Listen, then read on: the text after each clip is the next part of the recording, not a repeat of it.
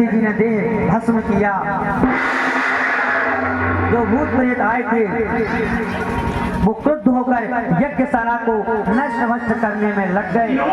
लेकिन भैया जो यज्ञाचार्य थे प्रभु जी, उन्होंने ऐसा रक्षण मंत्र पढ़ा महाराज कि जो जितने भूत प्रेत थे सभी को वहां से भगा दिया। नारद जी भोलेनाथ के पास में जाते हैं, बोले महादेव महादेव। बोले क्या हुआ? बोले जैसे हम वैसे ही तुम। बोले साफ साफ बताओ क्या हुआ? बोले अब जैसे हम थे वैसे ही तुम हो गए। बोले हुआ क्या?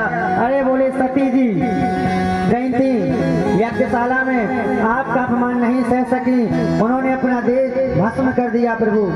अब जो भोलेनाथ ने इतना सुना तो महाराज कराल दुष्टो चले दग्नि मूर्धजा कपाल माली विविधोत्तायुधा। भगवान ने एक जटा उखाड़ी, चमचमाती आंखों वाला एक वीर प्रकट हो गया और उसने कहा प्रभु मुझे क्या आज्ञा है? भोलेनाथ ने कहा वो वीर ते भद्रम, हे महावीर तुम्हारा नाम है वीरभद्र। बोले हमें काम क्या है? बोले दक्षम सयज्ञम जही, जाओ और दक्ष का यज्ञ विध्वंस कराओ। महाराज वह वीरभद्र ऐसे वायु वेग से वहां से दौड़ा, ऐसे दौड़ा महाराज जैसे यज्ञशाला के समीप पहुंचता है ना, तो वहां जो देवता थे कोई कहता है अरे ये बिना मौसम के आंधी कैसे चल रही है, ऐसा तो मौसम था ही नहीं। कोई कहता है अरे गौधूल वेला है, शायद गैया आ रही होंगी। बोले अरे गाय आती तो ऐसी धूल ना उड़ती, ऐसी आंधी ना आती। बोले तूफान कैसे आ रहा है? भैया इतना सोच ही रहे थे कि एकदम से महाराज आक्रमण कर दिया वीरभद्र ने। और महाराज वीरभद्र आदि सारे देवताओं को बहुत मारा महाराज। भगवान बनंत परिणाम वीरभद्र प्रजापति जितने भूत प्रेत थे सारे टूट पड़े महाराज। देवताओं को भगवान ने कहा ये बताओ निमंत्रण तो हमारा भी था, विष्णु भगवान का भी था, हमारा था, तो जब ब्रह्मा विष्णु महेश नहीं गए तो तुम क्यों गए? अब तुम लोग गए हो तो भोगो। देवता कहते प्रभु अब खाई तो खाई, आगे खाए तो राम को आई, अब जिंदगी में दोबारा कभी भूल नहीं होगी भगवान। ब्रह्मा जी ने बहुत डांटा। बोले जहाँ ब्रह्मा विष्णु महेश नहीं थे तो तुम्हें जाने की क्या आवश्यकता थी? बोले जाओ शिव जी के पास में जाओ। परम पिता शिव जी के गढ़ों ने हमारी ये दशा की है और हम यदि शिव जी के पास में जाएंगे तो अभी तो बच के आ गए हैं, खंडित वश हुए हैं, और यदि वहां जाएंगे तो शरीर भी नहीं रहेगा। ब्रह्मा जी ने कहा चलो मेरे साथ।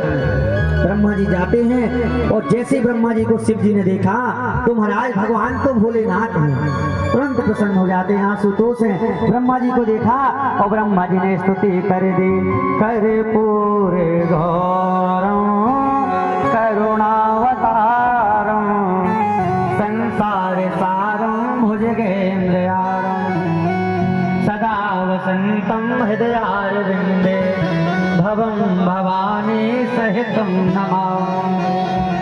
ब्रह्मा जी ने स्तुति की, भोलेनाथ ने ब्रह्मा जी को प्रणाम किया और फिर ब्रह्मा जी ने देवताओं से कहा देवताओं अच्छा मौका है, प्रणाम कर लो। देवता प्रणाम करने लगे और ब्रह्मा जी ने भोलेनाथ से कहा भोलेनाथ ये देवता कुछ कहना चाहते हैं आपसे। शिव जी ने कहा बोलो। भृगु जी कहते सरकार हम दाढ़ी के बिना नहीं जी पाएंगे। हमारी बात बात में आदत थी कि हम दाढ़ी पर हाथ फेर फेर के मंत्र बोलते थे, बात करते थे। आज हमारी दाढ़ी नहीं है, हमें अच्छा नहीं लग रहा। भगवान ने कहा देखो पूरी तो हम नहीं दे सकते लेकिन बकरे की तरह देंगे। बोले ठीक है महाराज उतने में काम चलेगा। तो महाराज भृगु जी को दाढ़ी लगा दी बकरे की तरह। ऊषा देवता ने कहा महाराज हमारी तो बत्ती सी खत्म हो गई, कुछ खाते पीते नहीं बनता।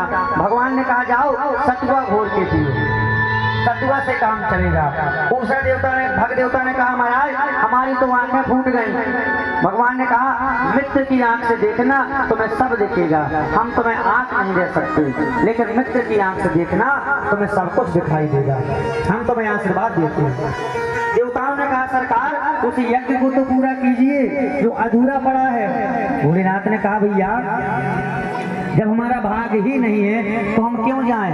तब महाराज सारे देवता एक साथ कहते हैं, ऐसे ते रुद्र भागोस्तो यदुच्छिष्टो दुरस्य वै यज्ञस्ते रुद्र भागेना। मंत्री होगी भोलेनाथ, वो आपकी ही मानी जाएगी। देखिए भोलेनाथ को, धन्य भोलेनाथ। भोलेनाथ ने कहा स्वीकार है, पहले बुलाया तक नहीं, अब देवताओं ने कहा जो भी बचेगा वो सब आपका है। भोलेनाथ तुरंत प्रसन्न हो गए, बोले चलो हम चलते हैं। बोले जब यज्ञशाला में गए, बोले यजमान कहाँ है? तो यजमान का जो शरीर था वो पड़ा था, सिर नहीं था। बोले सिर कहाँ है? बोले सिर तो स्वाहा हो गया है। तुरंत महाराज बकरे का सिर लगवाया। जब बकरे का सिर लगवाया और दक्ष ने जब भगवान की स्तुति की तो मैं करने लगा, और जैसे ही मैं किया तो भोलेनाथ को हंसी आ गई। आज भी भैया जब वैदिक परंपरा से जब पूजन होता है ना, तो पंडित जी लोग अंत में डमरू बजाते हैं। क्यों?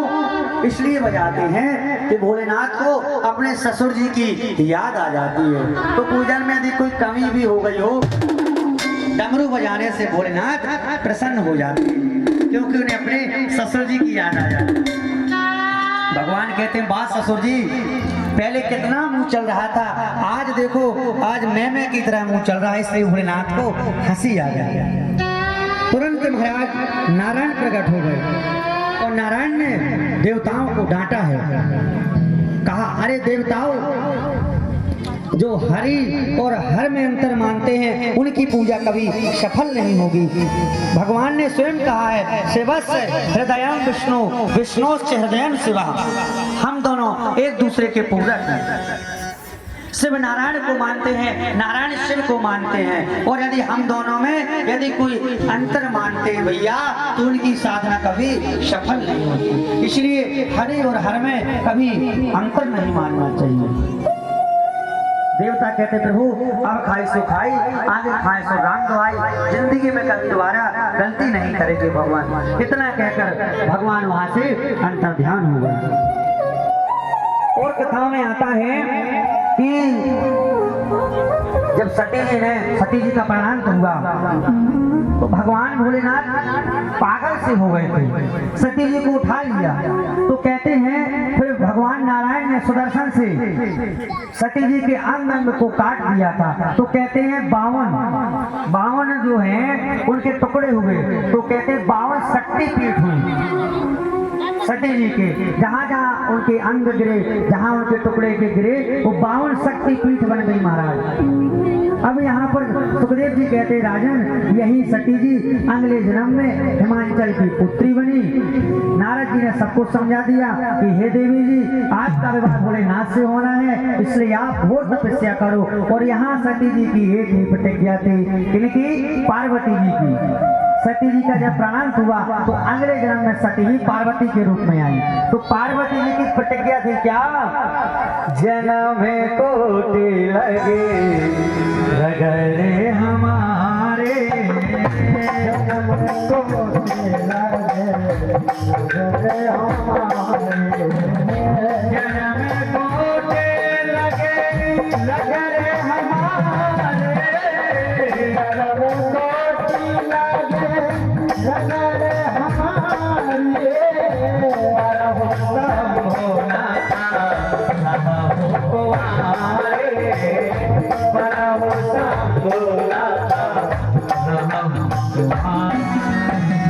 बहुत तपस्या की। अंत में भोले बाबा को प्रसन्न करके धूमधाम से बारात लेकर भोले बाबा आए और उन्हीं सती को पार्वती के रूप में भोलेनाथ ने पुनः प्राप्त कर लिया। भोले भोलेनाथ की जय, बाबा विश्वनाथ की जय, आदि शक्ति जगदम्बा की जय। कहते हैं यही जो शक्ति पीठ है माँ की, कलयुग में साक्षात कहते हैं कृपा बरसाती है आदि शक्ति माँ जगदम्बा। कहते हैं यम यम चिंतते कामम तम तम प्राप्नोति निश्चितम। आप अपने मन में कोई भी निश्चित कर लो, वो माँ भगवती आपकी हर मनोकामना पूर्ण करती हैं। इस कलयुग में साक्षात में है। कहते हैं जो आदि शक्ति माँ भगवती हैं, इनको कभी देवी नहीं मानना चाहिए। कहते हैं इनको हमेशा माँ माने लेना चाहिए। कहते हैं जो इनका दास होता है माँ भगवती का जो साधक होता है, कहते हैं कभी दरिद्री नहीं होता। देवी पुराण में आता है, कहते हैं ब्रह्मा विष्णु महेश याचक बन जाते हैं उस भगवती के सामने। देवी पुराण में ऐसा आता है। भगवती का जो दास होता है वो कभी दरिद्री नहीं होता। और कहते हैं इनका जो भक्त होता है, दास होता है, जब भी इन्हें कोई पुकारे तो माँ भगवती प्रकट हो जाती हैं। आइए कुछ क्षण माँ भगवती की वंदना करते हैं। बोलिए आदि शक्ति जगदम्बा की जय हो।